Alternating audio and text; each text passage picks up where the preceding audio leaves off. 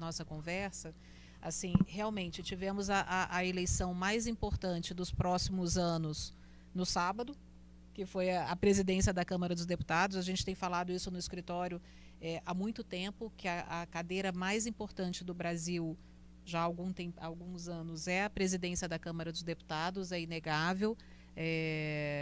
Porque antigamente, né, na época do velho presidencialismo de coalizão, a gente dizia que o presidente da Câmara era importantíssimo porque ele tinha a caneta do impeachment. Hoje ele tem a caneta do impeachment, ele tem a caneta do orçamento e algumas outras, né, e alguns outros poderes que vieram de brinde. Então a gente presenciou no sábado uma eleição muito calma, muito tranquila, talvez para o próximo, né, primeiro-ministro ou que a gente possa colocar assim, né? E realmente no nosso dia a dia, e aí é uma pergunta que eu vou colocar para os dois e já trazer um pouco o Supremo para discussão, para o Supremo Tribunal Federal para discussão, e depois a gente entra nas pautas, né? Porque a gente tem que, apesar disso tudo, nosso dia a dia acontece, né? As pautas são discutidas. Então, afunilando um pouco, Márcio e Bernardo, sim, estamos vivendo esse presidencialismo, o semipresidencialismo, o parlamentarismo. Não à toa o ministro Gilmar, né, lá na Suíça, falou em temos que começar a discutir. Né, foi uma fala que repercutiu na mídia, temos que começar a discutir de fato a questão do semipresidencialismo. Então, assim, o que a gente vê na prática é a Câmara dos Deputados nessa composição toda. Talvez esse interesse pelos ministérios seja até uma espuma, né? Faz ali uma certa espuma para a gente ter o interesse aí, mas o que a gente vê na prática, né, Bernardo, é que realmente os ministérios não estão mais tão atrativos como antigamente. Talvez os cargos, né, nas agências, nas diretorias aí dos departamentos, né, talvez. Mas para o profissional de relações governamentais, o que eu vejo é que a gente tem que explorar a política pública no Poder Legislativo, não mais no Poder Executivo. Como se antigamente a gente começava a política pública, né, discutindo com técnico, ou era top-down, ou down-top, não importa, cada um tinha a sua dinâmica, mas a gente discutia primeiro no Ministério, depois na Casa Civil, depois no Congresso. Hoje em dia essa dinâmica mudou. Né? A gente está lá na Câmara, no Senado, todo dia. Então, diante disso tudo, como é que a gente coloca a fala do ministro Gilmar? E aí, depois que vocês me responderem isso, a gente entra para as pautas. Né? Diante disso tudo, como é que a gente tem as pautas que foram elencadas como prioritárias e como é que a gente vai discutir essas pautas em um ano que a gente sempre fala em relações governamentais, ano ímpar. Ano ímpar não tem Copa, não tem Olimpíada, não tem eleição, é um ano que bomba. Só que a gente já começa a ouvir e falar de ano pré-eleitoral, ano eleitoral, né, pré-eleitoral. Então vamos explorar primeiro, por favor, essa questão da fala do ministro, que você já tinha falado, e depois a gente entra nas pautas. Eu acho que a fala do ministro Gilmar expõe um fato, né? É uma realidade, a gente precisa discutir porque é o que existe, né?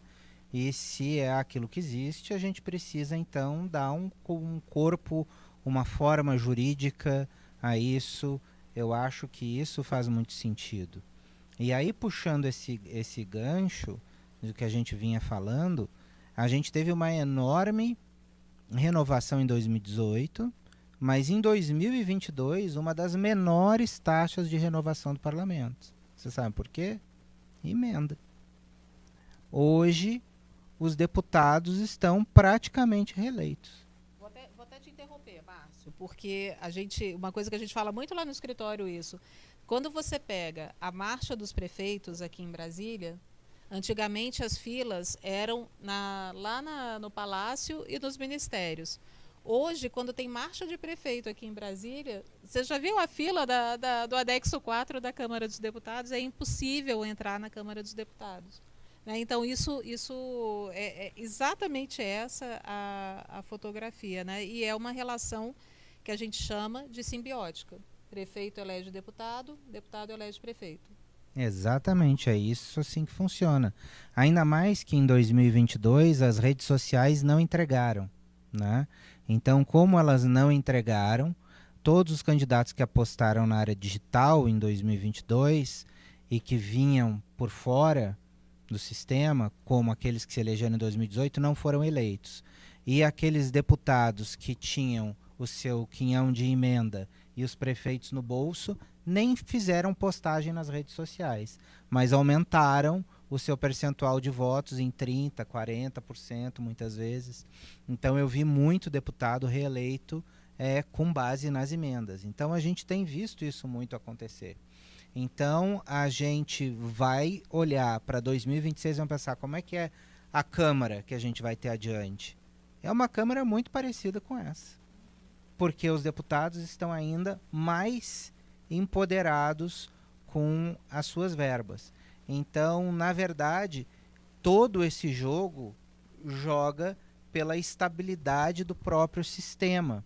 Ou seja, os deputados mantendo o controle do jogo, os deputados mantendo as suas emendas.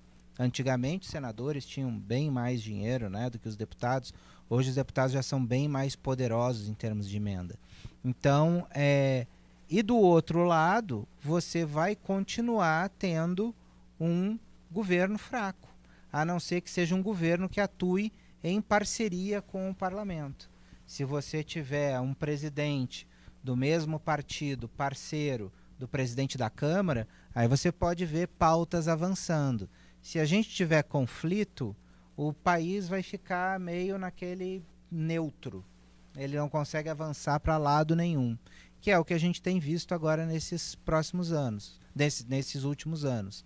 Mas o que eu quero dizer é o seguinte: se a gente for olhar para o que o ministro Gilmar está falando, ele está dizendo que a gente tem que dar corpo jurídico a um fato. E esse fato vai mudar? Não, não vai mudar. Você não vai conseguir que os deputados abram mão do poder que têm. Por quê? Isso vai os reeleger em 2026. Vai ser o mesmo tipo de Câmara. Então, a gente vai ter esse mesmo modelo que a gente está vendo, mesma Câmara, mesmo modelo. Se o presidente se encaixar nesse modelo, presidente, o ocupante do Palácio do Planalto, vamos colocar assim, né? Ele aí sim, ele consegue avançar numa mesma pauta. Se você continuar com as coisas do jeito que estão, o Brasil continua nesse círculo complicado onde ele não consegue avançar adiante, porque as forças, cada uma, puxam para um lado. E aí